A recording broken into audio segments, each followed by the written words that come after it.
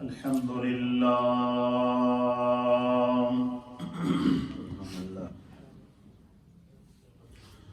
الحمد لله نحمده ونستعينه ونستغفره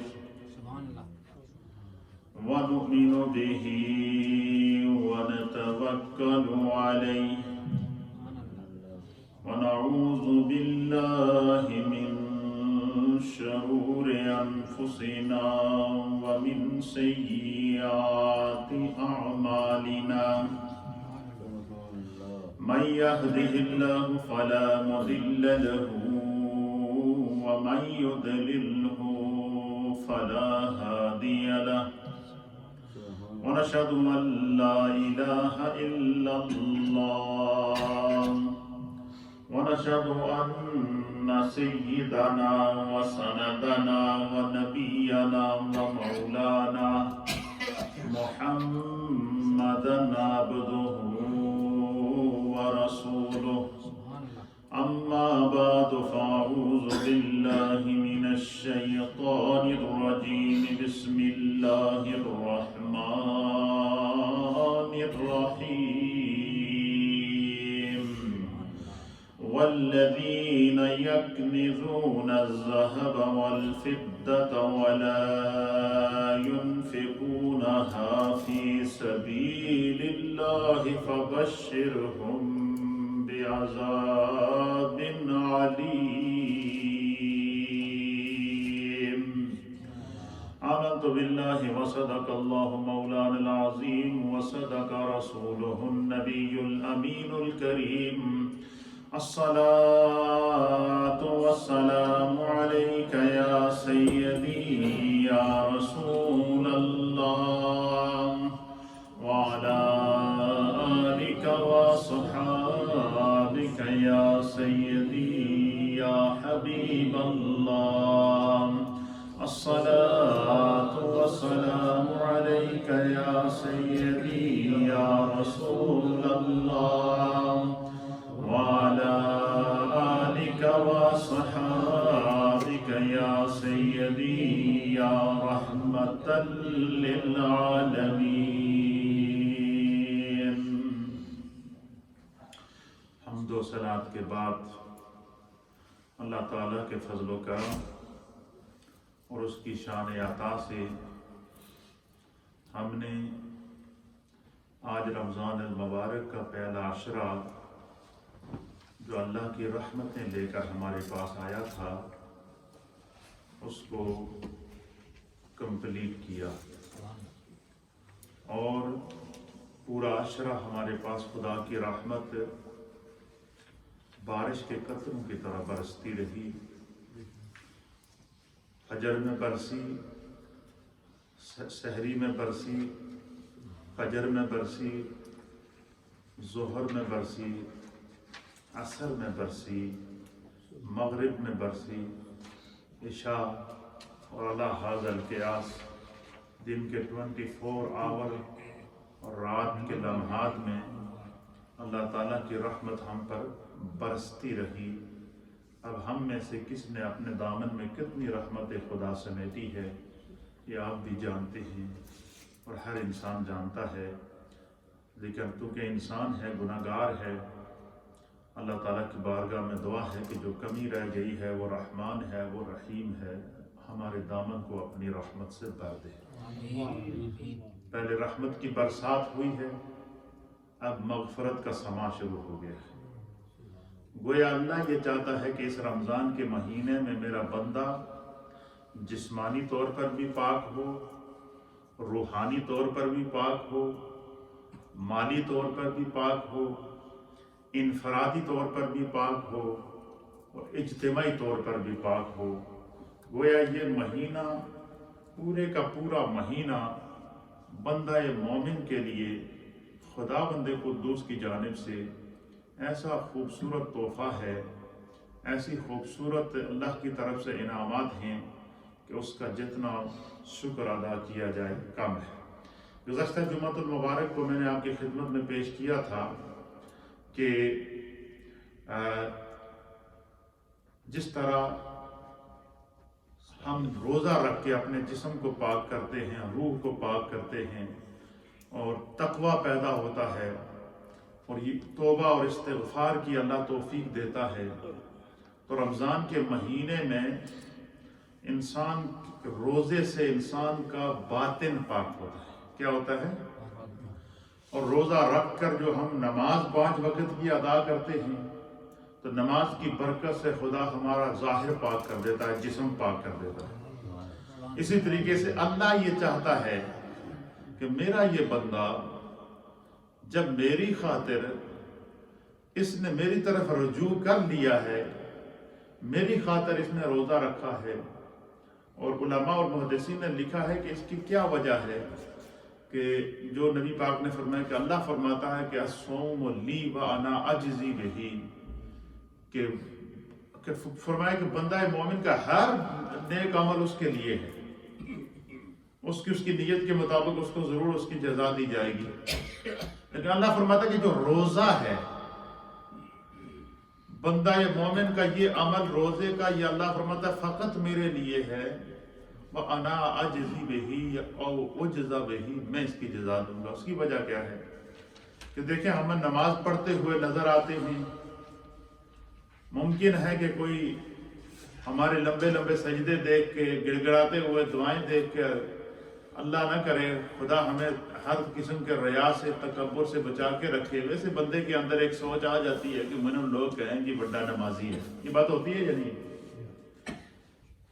نبی اکرم صلی اللہ علیہ وسلم نے فرمایا کہ ذرا سا بھی ریا، ایک رائی کے دانے کے برابر بھی اگر بندے کے عمل میں دکھاوا آ جائے تو حضور نے فرمایا کہ ذرا سا بھی ریا یہ انسان کو جو ہے اس کے اعمال کو ضائع کر دیتا ہے، وہ شرک ہو جاتا ہے۔ کیوں؟ اللہ کو دکھاوا پسند نہیں ہے، اخلاص پسند ہے۔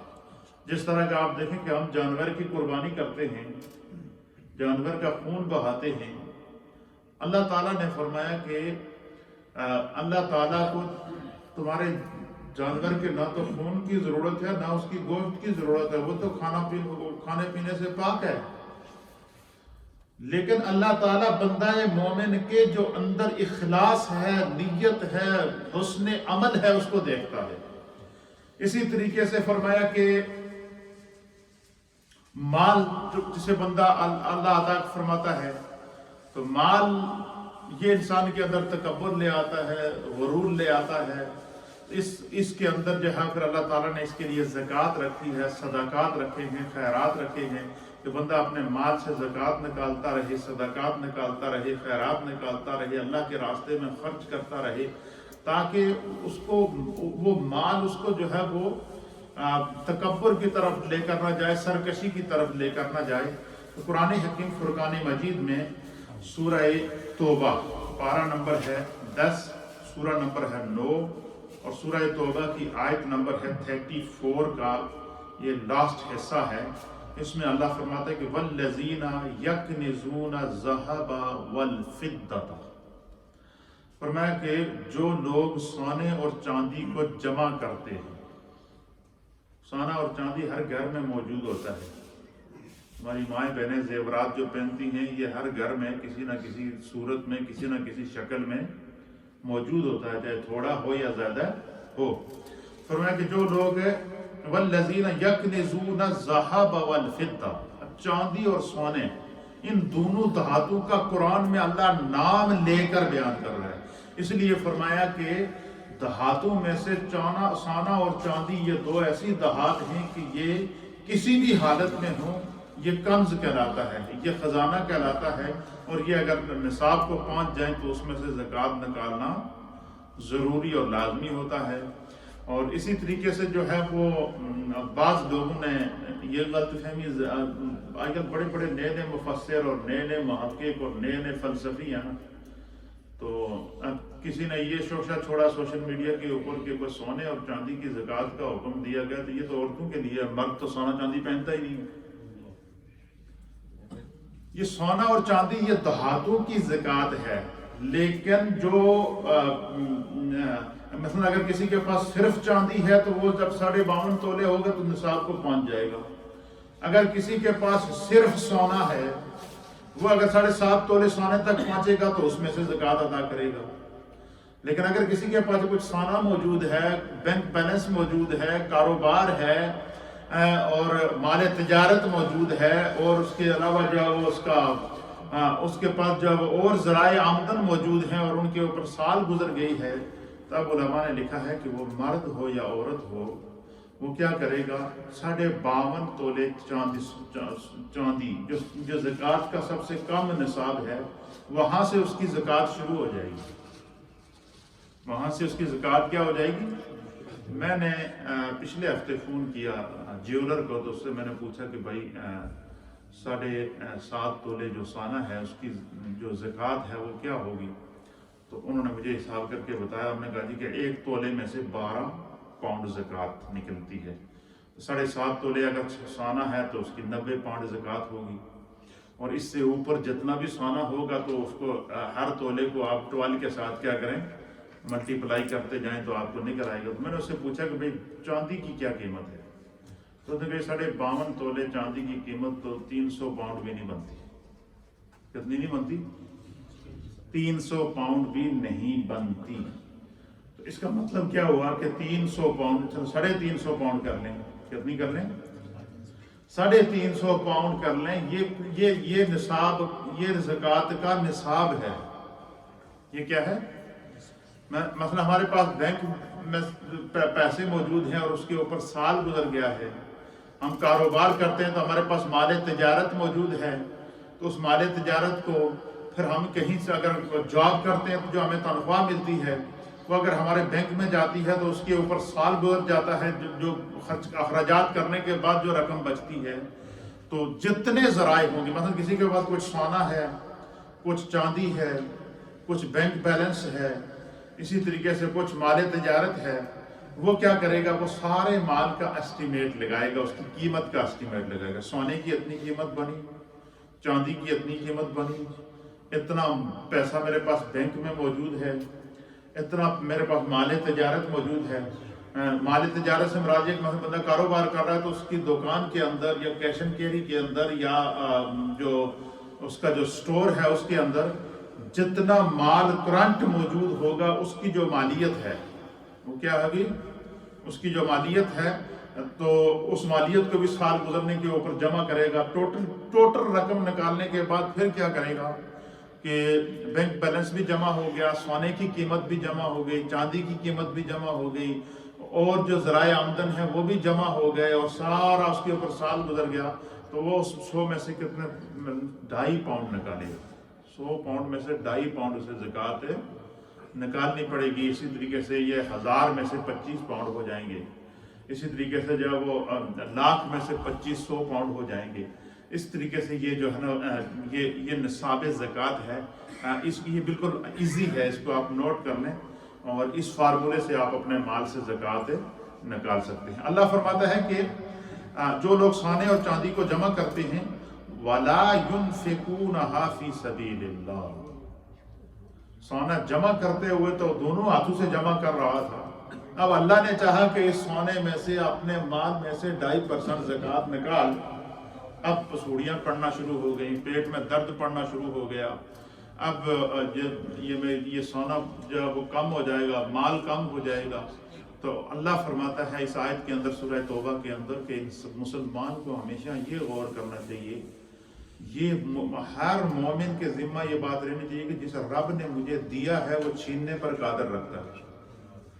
اور ایک حدیث کے مطابق نبی پاک صلی اللہ علیہ وسلم نے فرمایا کہ اگر بندہ چاہے کہ اس کا سارا مال وہ اللہ کی حفاظت میں آ جائے، وہ چوری سے بچ جائے، ڈاکے سے بچ جائے، جلنے سے بچ جائے، حادثے سے بچ جائے، تباہی سے بچ جائے، تو فرمایا کہ وہ اپنے مال کی فرمایا جو بندہ اپنے مال کی زکوٰۃ نکالتا ہے خدا اس کی مال کی حفاظت کرتا ہے. اسی طریقے سے فرمایا جو بندہ نماز پڑھتا ہے خدا اس کی حفاظت کرتا ہے. کیا؟ ان الصلاۃ تنہی عن الفحشاء والمنکر. بندہ نمازی بن گیا تو خدا نے بے حیائی بھی چھڑا دی، بری عادتیں بھی چھڑا دی، اور ہر برائی سے اس کو موڑ کر واپس دین کی طرف لے کر آ گیا. تو اللہ فرماتا ہے کہ جو لوگ والذین یکنزون الذھب والفضہ، کہ جو لوگ سونا اور چاندی جمع کرتے ہیں، سونا اور چاندی جمع کرنا یہ کوئی جرم نہیں ہے، جتنا مرضی جمع کریں آپ کر سکتے ہیں، لیکن اس میں سے زکوٰۃ اگر نکال دی تو آپ نے اس کا حق ادا کر دیا۔ اس میں سے جو زکوٰۃ بنتی ہے وہ نکالنا انتہائی ضروری اور لازمی ہے، حتیٰ کہ یہاں تک ہمارے فقہا نے بیان کیا ہے کہ اگر کسی بندے کے پاس یا کسی عورت کے پاس صرف سونا ہے اور کوئی پیسے نہیں ہے اور وہ نصاب کو پہنچ گیا ہے تو زکوٰۃ، اس کی جتنی زکوٰۃ بنتی ہے، اس کے پاس پیسے نہیں ہیں کہ وہ اس میں سے زکوٰۃ نکالے، تو فرمایا کہ وہ جیولر کے پاس چلی جائے، عورت ہو یا مرد ہو، وہ اس کو پتہ کرے کہ ایک کتنا سونا ہے، پھر اس میں سے کتنی زکوٰۃ بنتی ہے، جتنی زکوٰۃ بنتی ہے اتنے کا سونا وہ جیولر کو بیچ کر وہ رقم نکال کر وہ کیا کر دے، وہ اس میں سے زکوٰۃ ادا کرے۔ تو فرمایا کہ جو لوگ مال جمع کرتے ہیں اور اللہ کے راستے میں خرچ کرنے کے لیے ان کے پاس دل نہیں ہے، وَلَا يُنْفِقُونَهَا فِي سَبِيلِ اللَّهِ، خدا کے راستے میں اس مال کو خرچ نہیں کرتے، اللہ فرماتا ہے فَبَشِّرْهُمْ بِعَذَابٍ عَلِيمٍ، اے میرے محبوب پھر ان کو عذاب دردناک عذاب کی خوشخبری دو۔ اب مجھے بتائیں کہ بندہ مال بھی کمائے، عزت بھی پائے، سب کچھ پائے، اور ذرا سی بے احتیاطی کی وجہ سے وہی مال اگر آگ کا ہار بن کر انسان کے گلے میں پڑے تو کتنی بڑی زیادتی ہے، کتنی بڑی جو ہے وہ انسان کے اپنے ساتھ اس نے ظلم کیا ہے انسان نے۔ تو آگے جا کر اللہ نے فرمایا کہ وہ اللہ جمع کیے ہوئے مال سے زکوٰۃ نہ دینے ادا کرنے والے کو کیا سزا دیتا ہے، سزا بھی بیان کر دی۔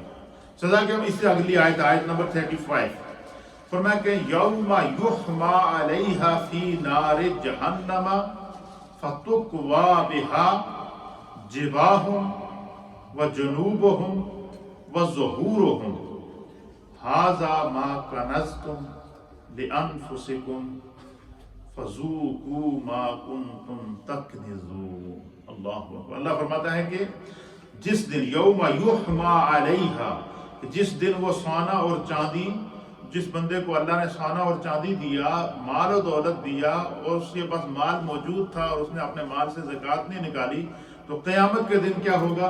فرمایا اس سونے اور چاندی کو آگ میں تپایا جائے گا، جہنم کی آگ میں اس کو کیا کیا جائے گا؟ اس کے مال کو تپایا جائے گا۔ تپانے کے بعد پھر کیا ہوگا؟ پھر وہ فرمایا کہ وہ اس آگ میں تپانے کے بعد اسی کا سونا اور چاندی کیا ہوگا؟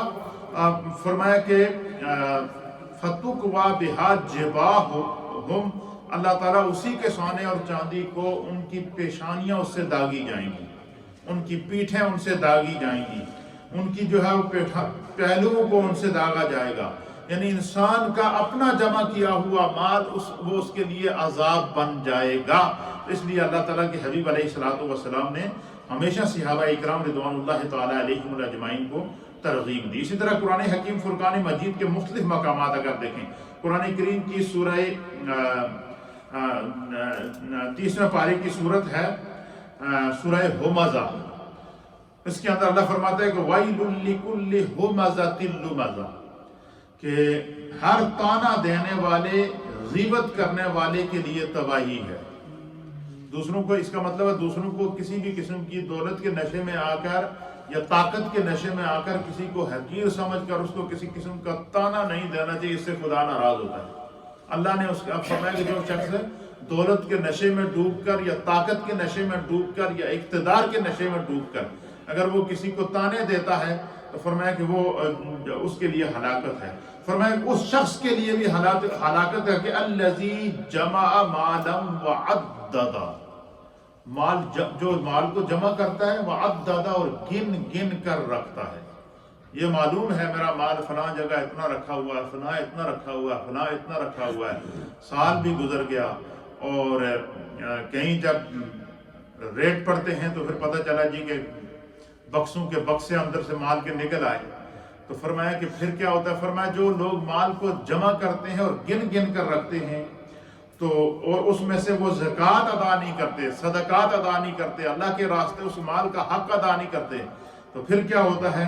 فرمایا کہ اَيَحْسَبُ أَنَّ مَالَهُ أَخْلَدَ، کہ وہ گمان کرتا ہے کہ اس کا مال ہمیشہ اس کے ساتھ زندہ رہے گا۔ نہیں، ایسا نہیں ہوگا۔ اس لیے فرمایا کہ انسان کو ہمیشہ یہ بات ذہن میں رکھنی چاہیے کہ جو رب مجھے عزت دینے پر قادر ہے وہ ذلت بھی دے سکتا ہے، جو رب مجھے مال دینے پر قادر ہے وہ مجھ سے مال چھین بھی سکتا ہے، جو رب مجھے جو ہے وہ دنیا کے اندر اقتدار دینے پر قادر ہے وہ مجھ سے اقتدار اور اختیار چھین بھی سکتا ہے۔ تو اس لیے فرمایا کہ جب بندے کو نعمت ملے تو کیا کرے، لَإِن شَكَرْتُمْ لَأَزِيدَنَّكُمْ، تو اس اللہ کے راستے میں مال کا شکر ادا کرے اور اس میں سے زکوٰۃ ادا کرے، صدقات ادا کرے۔ تو جو فرمایا جو بندہ مال میں سے زکوٰۃ نکالتا ہے تو اللہ تعالیٰ کیا کر دیتا ہے، اس مال میں اضافہ کرتا ہے، اور پھر اگر جو نہیں کرتا تو اس کو وہ مال کس طرح ضائع ہوتا ہے، اس پر کس طرح زوال آتا ہے، اس کو احساس تک نہیں ہوتا۔ پھر فرمایا کہ وہ جو ہے وہ کَلَّا لَيُنبَذَنَّ فِي الْحُطَمَةِ، فرمایا کہ ہرگز وہ اور اس کا مال جو ہے وہ چورا چورا کرنے والی آگ میں ڈالا جائے گا۔ جہنم کی آگ وہ ہے کہ جس کے ایندھن انسان ہوں گے اور پتھر ہوں گے۔ تو اب علماء نے لکھا کہ انسان تو چلو گناہ کرتا ہے اور وہ تو جہنم کا ایندھن بنے گا، پتھر نے کیا قصور کیا ہے؟ اللہ فرماتا ہے نا کہ اس جہنم کی آگ کا ایندھن جو ہے کیا ہوگا، انسان اور پتھر ہوں گے۔ تو علماء پتھروں نے کیا قصور کیا؟ فرمایا کہ وہ لوگ جو پتھروں کی پوجا کرتے تھے، بت بنا کر ان کے سامنے سجدہ کرتے تھے، تو قیامت کے دن اللہ ان کے ساتھ ان بتوں کو بھی آگ میں ڈالے گا کہ جن کی تم پوجا کرتے تھے، اپنے آپ کو آگ سے نہیں بچا سکے، تمہیں کیا بچاتے۔ اس لیے فرمایا کہ جب خدا قدوس بندے کو ایمان کی دولت عطا فرمائے تو پھر ہمارے اوپر رسپانسبلٹیز آ جاتی ہیں، ہمارے اوپر فرائض آتے ہیں، حقوق آتے ہیں، حقوق اللہ آتے ہیں، حقوق العباد آتے ہیں۔ انسان کا کام ہے اللہ کی ذات کی اور شریعت مصطفیٰ کو فالو کرنا۔ تو اس لیے فرمایا نبی پاک صلی اللہ علیہ وسلم کو اللہ نے اختیار دے کر فرمایا کہ وَمَا آتَاكُمُ الرَّسُولُ فَخُذُوهُ وَمَا نَهَاكُمْ عَنْهُ فَانْتَهُوا، کہ جو جس کام کا تمہیں میرے رسول حکم دیں اس کو کر گزرو، اور جس کام سے تمہیں منع کریں اس سے جو ہے وہ رک جایا کرو۔ پھر حدیث پاک کے اندر آتا ہے وعن ابی ہریرہ رضی اللہ تعالی عنہ ان رسول اللہ صلی اللہ تعالی علیہ وآلہ وسلم قال اذا ادیت الزکاة فقد قضیت ما علیک ومن جمع مالا حراما ثم تصدق به لم یکن له فیہ اجر وکان اسرہ علیہ۔ یہ حدیث پاک جو ہے صحیح ابن حبان کی حدیث ہے۔ حضور اقدس صلی اللہ تعالیٰ علیہ وسلم نے فرمایا کہ جب تو مال کی زکوٰۃ ادا کرے جو اس کا حق تم پر واجب ہے، تو تو نے اگر اس کو ادا کر دیا، اللہ تعالیٰ تمہارے مال کی کیا کر دے گا، حفاظت کرے گا، خدا تمہارے مال میں برکت پیدا کرے گا۔ اور فرمایا کہ کئی لوگ ایسے ہوتے ہیں کہ مال انہوں نے حرام طریقے سے کمایا اور مختلف ایسے ذرائع سے مال کمایا کہ جو ذرائع حرام تھے، اور لوگوں کو دکھاوے کے لیے کہے جی کہ میں اس میں سے زکوٰۃ دے رہا ہوں، صدقہ دے رہا ہوں۔ فرمایا کہ ہمیشہ جو زکوٰۃ اور صدقہ اللہ کی بارگاہ میں قبول ہوتا ہے وہ طیب اور پاک مال سے قبول ہوتا ہے۔ اب دیکھیں اسلام کا مزاج دیکھیں، اسلام ہمیں خرچ کرنے کے بھی طریقے بتا رہا ہے، کمانے کے بھی طریقے بتا رہا ہے، مال کی پاکیزگی کا بھی طریقہ بتا رہا ہے۔ فرمایا کہ حرام مال سے دیا ہوا صدقہ حرام ہے، حرام مال سے دی ہوئی زکوٰۃ حرام ہے۔ اس لیے فرمایا کہ اپنے مالوں کو پاک رکھو، طیب رکھو، طاہر رکھو، اس کو اللہ کے راستے میں خرچ کرو۔ پھر نبی اکرم صلی اللہ تعالیٰ علیہ وسلم نے فرمایا کہ الزکوٰۃ قنطرۃ الاسلام، فرمایا کہ زکوٰۃ جو ہے نا یہ اسلام کا پل ہے۔ فرمایا جس نے اپنے مال سے زکوٰۃ نکالی وہ اس کے لیے ایسا پل بن جائے گا کہ وہ اس پل کے اوپر سے گزر کر جو ہے وہ سیدھا جنت میں جائے گا، جہنم سے اللہ تعالیٰ اس کو بچا کے رکھے گا۔ اسی طریقے نبی اکرم صلی اللہ تعالیٰ علیہ وآلہ وسلم نے مختلف مقامات کے اوپر جو ہے وہ اس طرف جو ہے وہ ہمیں ترغیب دی ہے۔ میرے سامنے حدیث پاک ہے، مصنف ابن عبد الرزاق کی ہے۔ حضرت عبداللہ ابن عمر بیان کرتے ہیں رضی اللہ تعالیٰ عنہما کہ جس مال کی تم نے زکوٰۃ ادا کر دی تو وہ خواہ مال 7 زمینوں کے نیچے بھی ہو، وہ کنز نہیں ہے۔ کنز وہ مال ہوتا ہے جب کنز کہتے ہیں خزانہ، کہ جب مال نصاب کو پہنچ جائے جب مال نصاب کو پہنچ جائے جس کے اوپر زکوٰۃ فرض ہوتی ہے تو وہ کنز کہلاتا ہے، وہ خزانہ کہلاتا ہے۔ اس وقت تک وہ کنز ہے جب تک آپ نے اس میں سے زکوٰۃ ادا نہیں کی۔ اور فرمایا کہ اگر آپ نے اس پورے مال کا حساب کر کے اس میں سے زکوٰۃ نکال دی، فرمایا وہ 7 زمینوں کے نیچے بھی ہو، تمہارے بینک بھی اس سے بھرے ہوئے ہوں، تمہارے گھر بھی اس مال سے بھرے ہوئے ہوں، تم نے جب اس مال سے زکوٰۃ ادا کر دی تو وہ کنز نہیں ہے، وہ خدا نے تمہیں، وہ اللہ کی طرف سے تمہارے لیے تحفہ ہے، عطیہ ہے، کرم ہے، فضل ہے خدا کی طرف سے، اور اللہ تمہارے اس مال کی کیا کرے گا؟ حفاظت فرمائے گا۔ اسی طریقے سے حضرت ابو ہریرہ بیان کرتے ہیں کہ نبی اکرم صلی اللہ تعالیٰ علیہ وسلم نے فرمایا کہ جب تم نے اپنے مال کی زکوٰۃ ادا کر دی تو تم نے اس کا حق ادا کر دیا جو تم پر واجب تھا، اب خدا تمہاری بھی حفاظت کرے گا، تمہارے مال کی بھی حفاظت کرے گا، تمہاری دولت کی بھی حفاظت کرے گا۔ یہ دیکھ کتنا بڑا اسلام کا کیسا مزاج ہے۔ اور صرف یہی نہیں، پھر فرمایا کہ جو بندہ اپنے مال سے زکوٰۃ نکالتا ہے، بظاہر تو یہ پتہ چلتا ہے کہ اس نے اس کے مال میں کمی آئی ہے، لیکن فرمایا کہ اللہ تعالیٰ اس مال میں اتنی برکت پیدا کرتا ہے، اتنی برکت پیدا کرتا ہے کہ اس کا پہلے 10 گنا اس کا اجر بڑھاتا ہے، پھر 700 گنا اس کا اجر بڑھا دیتا ہے، پھر خداوند قدوس اس مال کے اندر اتنی برکت پیدا کرتا ہے کہ وہ بظاہر مال تھوڑا ہو لیکن وہ پوری زندگی لگا رہتا ہے، وہ مال اس کا ختم نہیں ہوتا۔ اس کی وجہ کیا، مثال کیا ہے؟ اب دیکھیں، گرمیوں کے دن اور سردیوں کے دن ان میں ڈیفرنس ہے یا نہیں؟ جو گرمیوں کا دن ہے یہ تقریباً 18 گھنٹے کا دن ہوتا ہے۔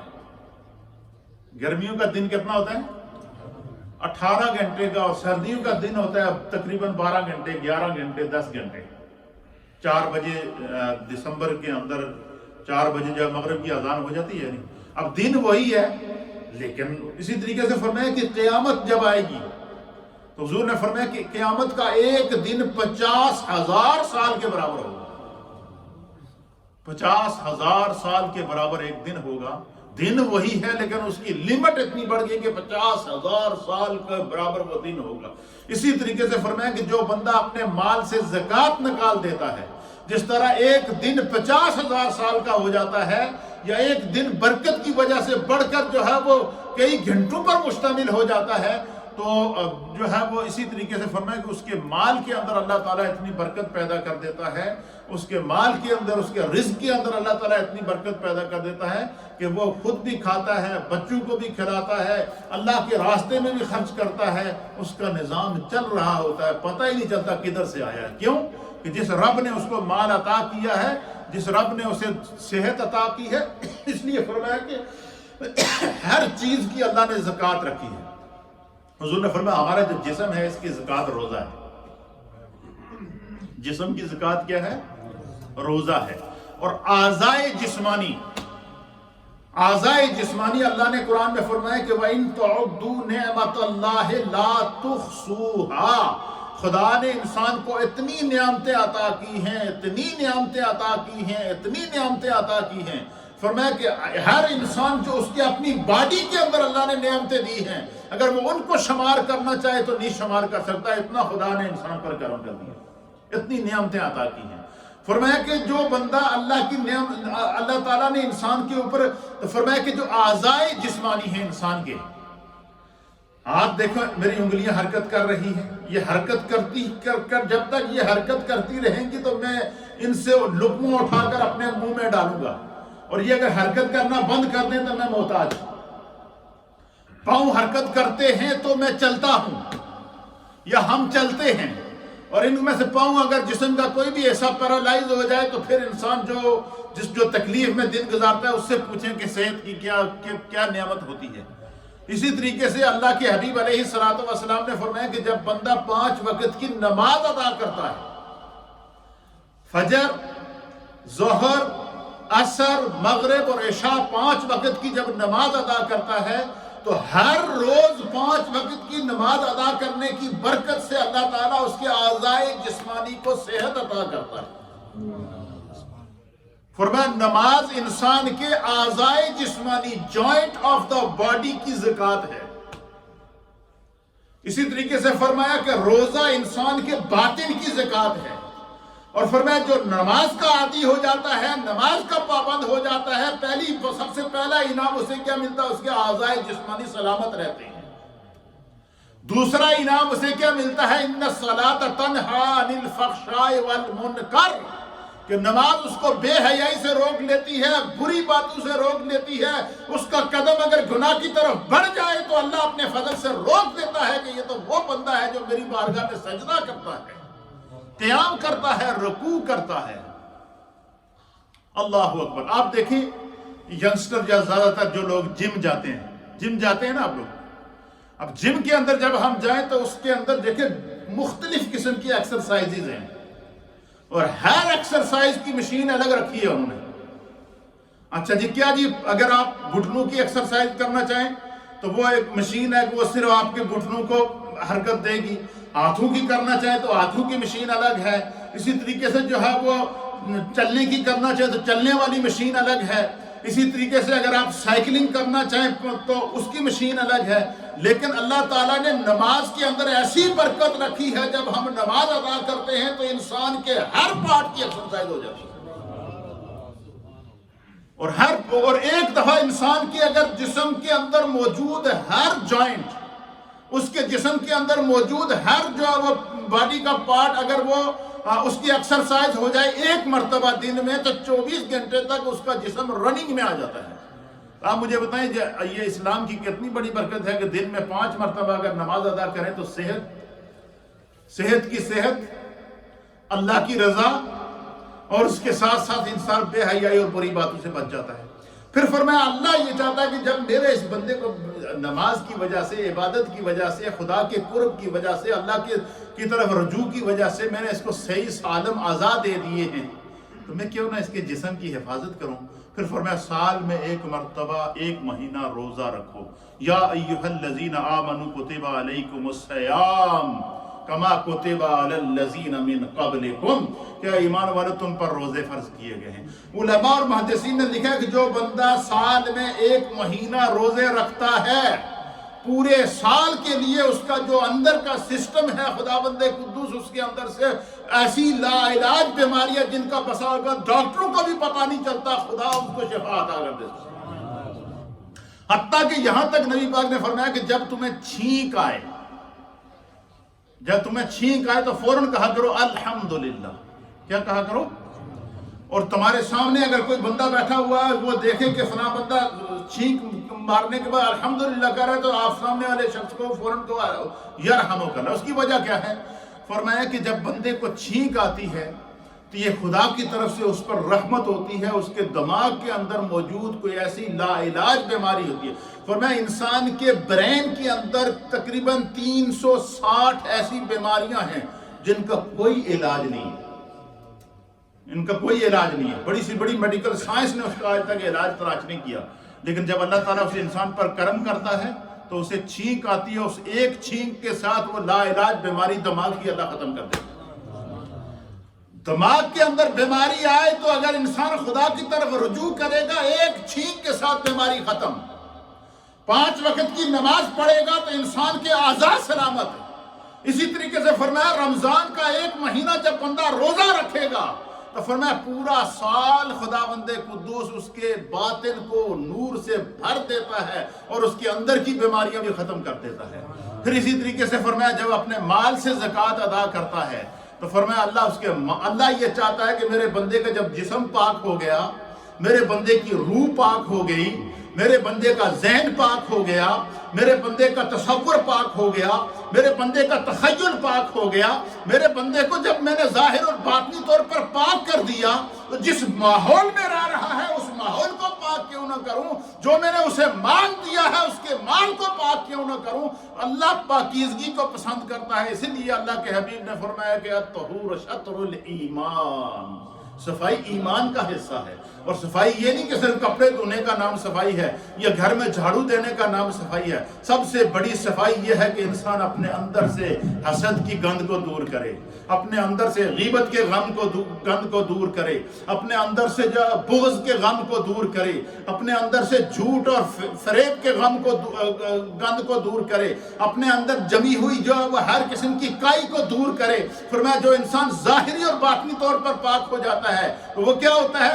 یزکیہم، پھر خدا اس کے ظاہر کو بھی پاک کر دیتا ہے، باطن کو بھی پاک کر دیتا ہے۔ تو یہ اللہ تعالیٰ کا مسلمان پر کرم ہے۔ ہم اپنی زندگی کو سمجھے ہی نہیں ہیں۔ اگر ہم زندگی کو سمجھ لیں، ایک لمحہ بھی ہم ضائع نہیں کر سکتے کہ جو ہے وہ خدا کی طرف رجوع نہ کیا جائے۔ اللہ ہمیں دین سمجھنے کی توفیق عطا فرمائے۔ سنت عادت